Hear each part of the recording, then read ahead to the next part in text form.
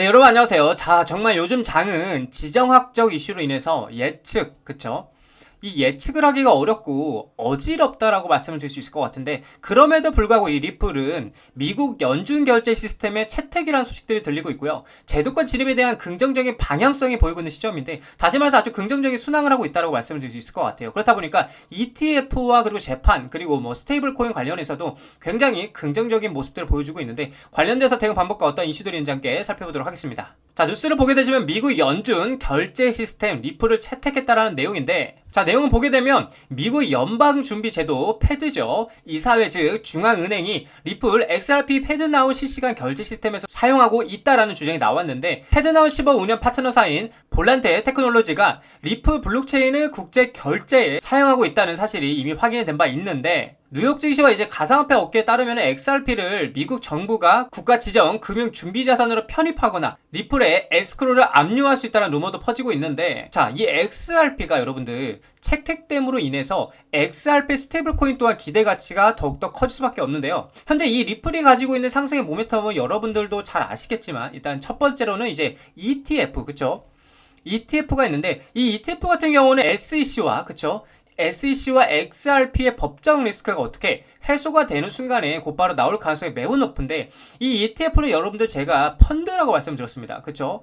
펀드라고 말씀을 드렸었고, 펀드 같은 경우는 개인들의 자금만을 운영할 수 없기 때문에 무조건적으로 고래들의 자금 유입이 될 수밖에 없다고 말씀을 드렸었는데, 자, 근데 이 펀드가 나온다? 그렇게 되면은 시장의 기대 가치가 더더욱 커질 수밖에 없고요. 비트코인 ETF 그리고 뭐 이더리움 ETF에 열광했던 이유가 바로 이 고래, 그쵸?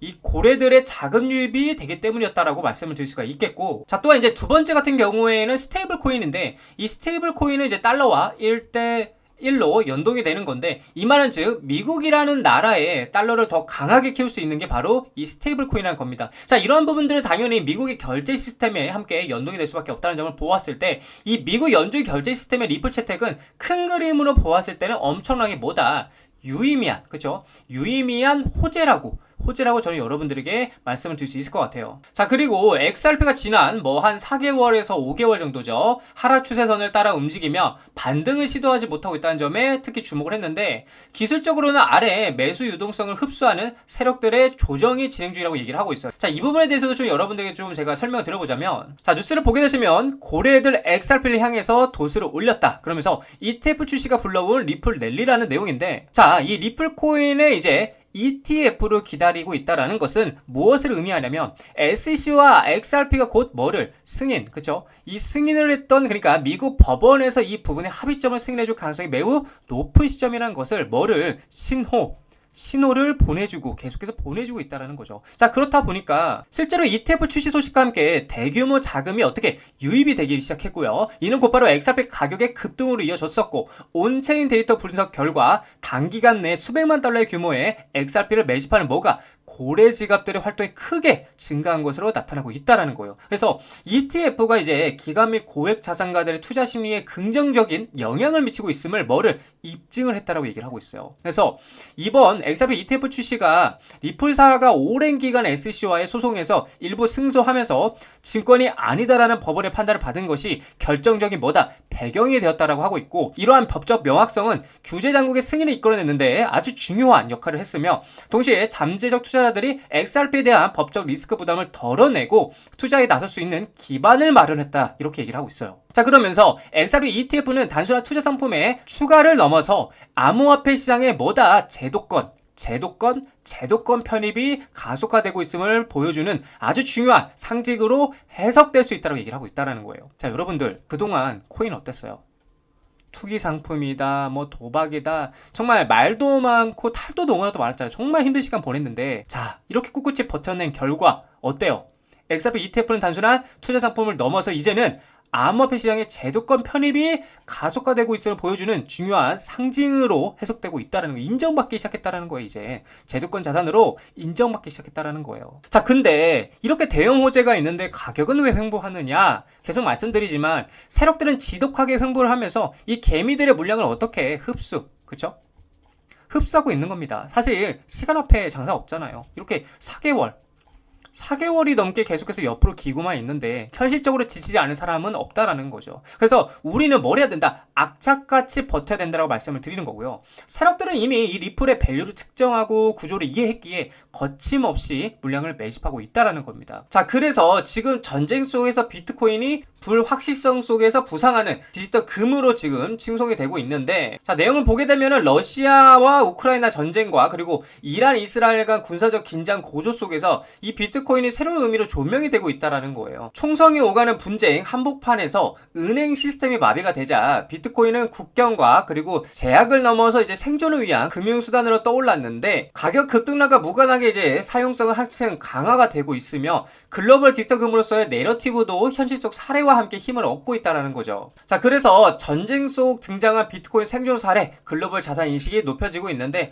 지난 2021년 2월에 러시아의 침공 직후 우크라이나 정부는 공식 SNS를 통해서 비트코인과 이더리움 테더 등 디지털 자산 기부를 호소를 했었는데, 며칠 만에 전 세계에서 수억 달러 상당의 암호 자산이 모여들었고 은행과 국제 송금망이 마비된 상황에서 디지털 자산이 유일한 생존 수단이 됐다라는 것이 우크라이나 정부의 설명이었다는, 그러니까 엄청난 사례인 거죠, 이거는 정말. 그래서 실제로도 이제 2023년 7월에 우크라이나에 모인 디지털 자산 후원금은 무려 2억 2,500만 달러를 달했고요. 정부와 민간이 함께 운영한 원조 펀드 등을 통해서 군사 및 인도주의 지원에 사용을 했다라는 거죠. 그래서 정부가 주도한 디지털 자산 모금 캠페인이 국가 방어에 엄청난 기여한 선례를 남겼다라는 겁니다. 자, 그래서 난민들은 이제 해외에서 은행 계좌 개설조차 어려운 상황에 직면했었는데, 이때 현지 화폐나 계좌 접근이 막힌 많은 이들이 비트코인과 같은 디지털 자산에 눈을 돌렸다라는 거죠. 자, 그래서 지금 중요한 거는 긴장이 고조가 되고 있는 상황에서 비트코인 수요는 오히려 증가하고 있고요. 군사적 긴장에도 비트코인 가격은 안정적이게 가져가고 있다라는 거예요. 최근에 중동에서 이스라엘 이란 간의 군사적 충돌이 벌어지자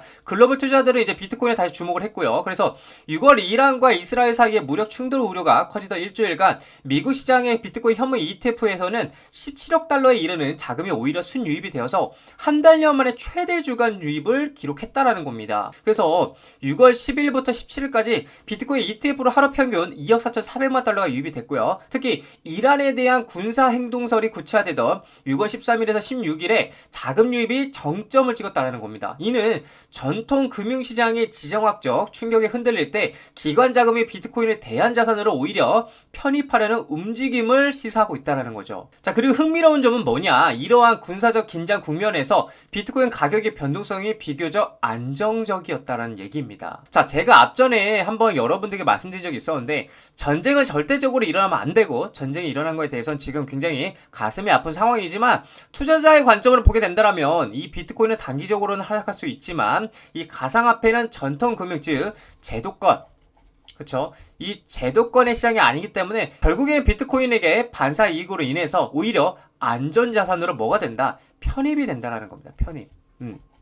이 편입이 되었던 많은 사례들이 많았다라는 거죠. 그래서 지금 이 지정한 리스크의 상황이 가상화폐 시장에게는 오히려 긍정적일 수 있다는 거 여러분들에게 말씀드리는 겁니다. 그래서 지금 우리는 공포에 떨 때가 아니라 오히려 떨어질 때마다 뭘 해야 된다? 매수를 해야 되는 매수 찬스라는 걸 제가 여러분들에게 말씀을 드리고 싶은 겁니다. 자, 리플 차트를 보게 되시면 제가 여러분들에게 계속 말씀드렸죠. 상승 관점에서는 이 구간이었죠. 3,250원 구간을 돌파하고 안착하는 그림이 만들어져야 계속해서 상방으로 열리는 길이 열린다라고 말씀을 드렸는데, 반대로 3,000원짜리가 이제 뚫리게 된다라면 전 저점 구간인 이 2,500원까지 쌍바닥 리테스트를 하러 떨어질 가능성이 있다고 말씀드렸는데, 역시나 3,000원짜리를 지지를 못하고 지금 떨어지게 되면서 2,500원짜리를 리테스트하러 떨어지고 있는 상황인데, 자, 저는 여러분들에게 지금 말씀드리고 싶은 건 딱 하나, 매수 찬스입니다.